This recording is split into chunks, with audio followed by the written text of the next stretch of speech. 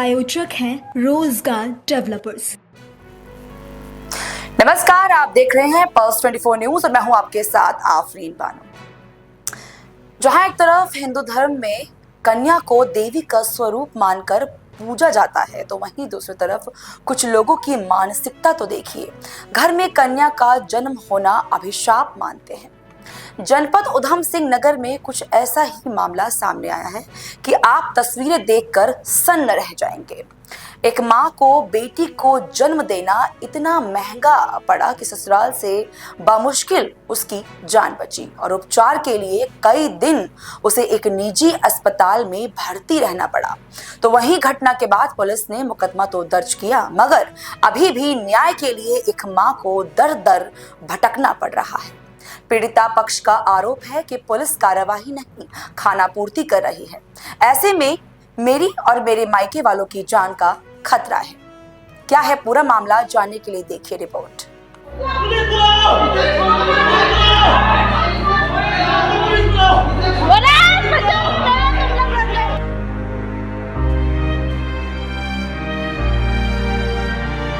उत्तराखंड के उधम सिंह नगर से एक ऐसा मामला सामने आया है जिसने सबको झिंझोड़ कर रख दिया है। इन तस्वीरों के माध्यम से आप देख सकते हैं कि कितनी दरिंदगी दिखाते हुए महिला के बाल पकड़कर खींच रहा है और पेचकस जैसा हथियार हाथ में है। साथ ही खून से लथपथ महिला गिड़गिड़ा रही है और हाथ जोड़ रही है कि छोड़ दो, लेकिन पति छोड़ नहीं रहा है। वीडियो में आसपास के लोगों की भी आवाज सुनाई दे रही है, जो आरोपी से चीख चीख कर कह रहे हैं कि छोड़ दे, नहीं तो हम पुलिस बुलाएंगे।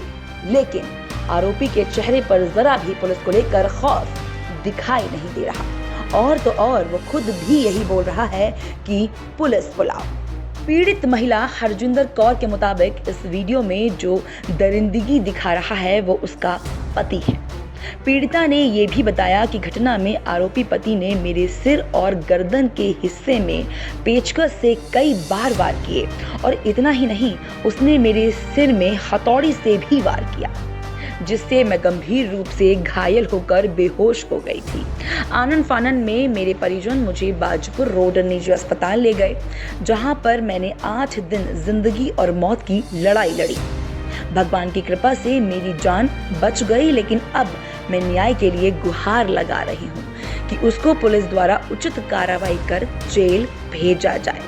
पीड़िता का कहना है कि पुलिस ने मुकदमा दर्ज तो कर लिया है, लेकिन जो धाराएं उन्होंने लगाई हैं मैं उससे संतुष्ट नहीं हूँ, क्योंकि मेरे ऊपर मेरे पति ने जानलेवा हमला किया है, ना कि आपसी लड़ाई झगड़ा। मेरा नाम हरजिंदर है। वीडियो जो आप देख रहे हैं उसमें मेरा पति योगेश कुमार, जो मानव विहार मानपुर रोड काशीपुर में रहता है, उसने मेरे पर हथौड़े और पेचकस से जानलेवा वार किए। पूरा मामला जनपद उधम सिंह नगर के काशीपुर क्षेत्र अंतर्गत थाना ITI के महादेव कॉलोनी से है, जहां पर जर्नैल सिंह अपने परिवार के साथ रहता है। लेकिन जर्नैल सिंह की बेटी हरजिंदर कौर ने मानपुर निवासी योगेश कुमार के साथ प्रेम विवाह किया था। लेकिन हरजिंदर को प्रेम विवाह तब भारी पड़ गया जब उसने एक बेटी को जन्म दिया, जिसके बाद से उसके पति और ससुराल वालों ने उसे प्रताड़ित करना शुरू कर दिया और बीती 29 मार्च को उस पर जानलेवा हमला कर दिया। आसपास लोगों ने उसे एक निजी अस्पताल में भर्ती कराया, जहां कई दिन तक उसका उपचार चला। वहीं मौके पर मौजूद लोगों ने सारी घटना को फोन में कैद कर लिया और वीडियो में साफ साफ देखा जा सकता है कि हरजिंदर का पति उसके साथ कितनी बेरहमी से मारपीट कर रहा है। वहीं पीड़ित हरजिंदर कौर ने मीडिया से बातचीत में अपनी आप बीती सुनाते हुए बताया कि नवंबर 2022 को योगेश कुमार से उसकी शादी हुई थी और शादी के 3 महीने बाद ही उसके ससुराल वालों ने उससे दहेज की मांग शुरू कर दी और बेटी को जन्म देने के बाद टॉर्चर और बढ़ गया। महिला का ससुराल वालों पर आरोप है कि अगर उसे डिवोर्स दिया जाएगा तो कोर्ट के द्वारा उसे खर्चा देना पड़ेगा, इसलिए उन्होंने हरजिंदर को जान से मारने की प्लानिंग बनाई और 29 तारीख को डॉक्यूमेंट्स देने के बहाने घर बुलाया। घर पहुंचने के बाद दरवाजा बंद कर दिया और पेचकस और हथौड़ी से कई वार किए गए उस पर।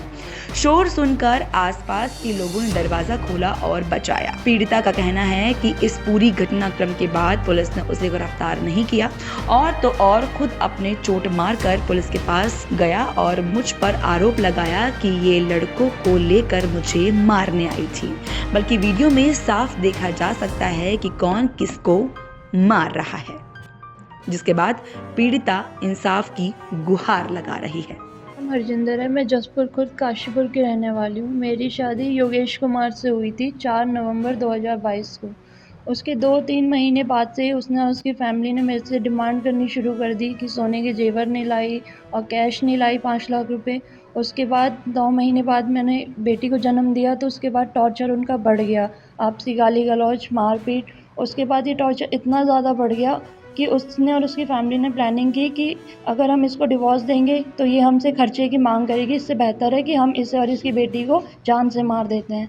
उनकी प्लानिंग के तहत उन्होंने मुझे शंकरपुरी में, हम किराए पे रहते थे, वहाँ पे 29 तारीख को उसने मेरे को 20 तारीख को उसने मेरे को मायके किराए कि तू अपने मायके चली जा।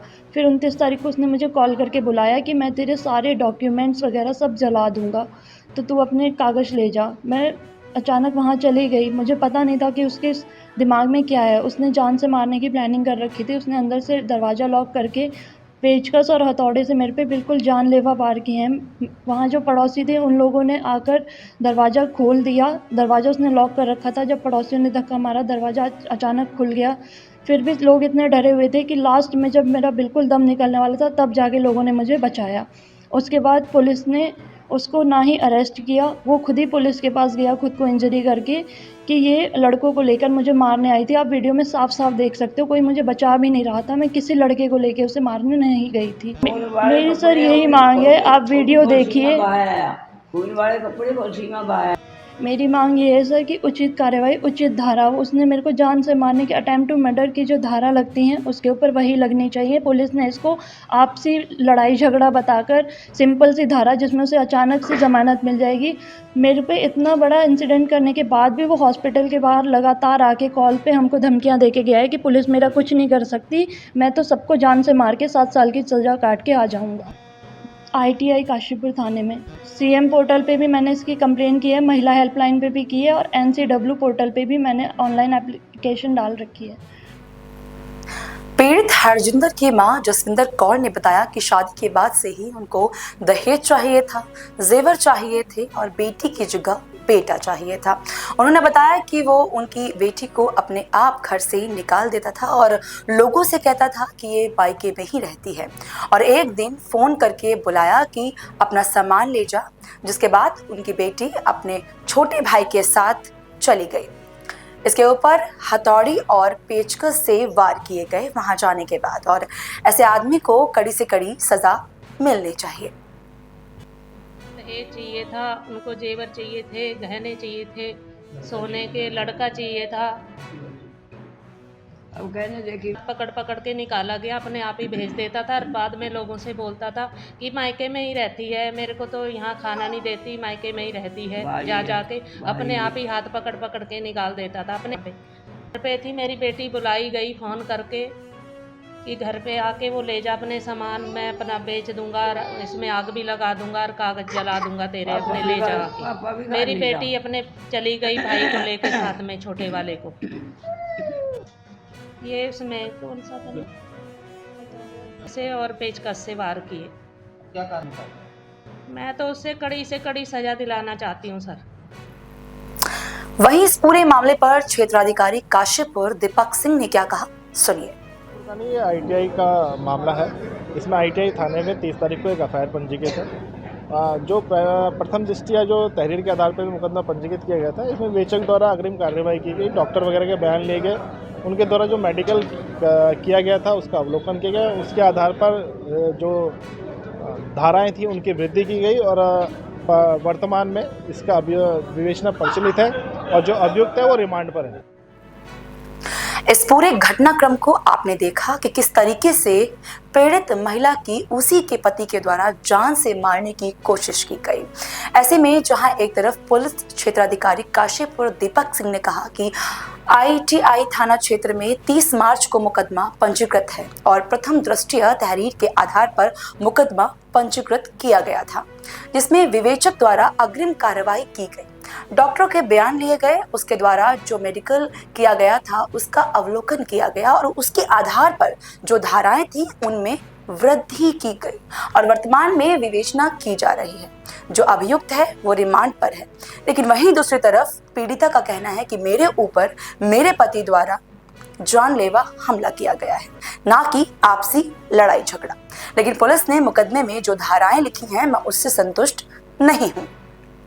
आपको बता दें कि पीड़ित महिला ने इसकी शिकायत मुख्यमंत्री पोर्टल, महिला हेल्पलाइन और NCW पर भी की है और अब पीड़िता की मांग है कि उसके पति के खिलाफ सख्त से सख्त कार्रवाई की जाए।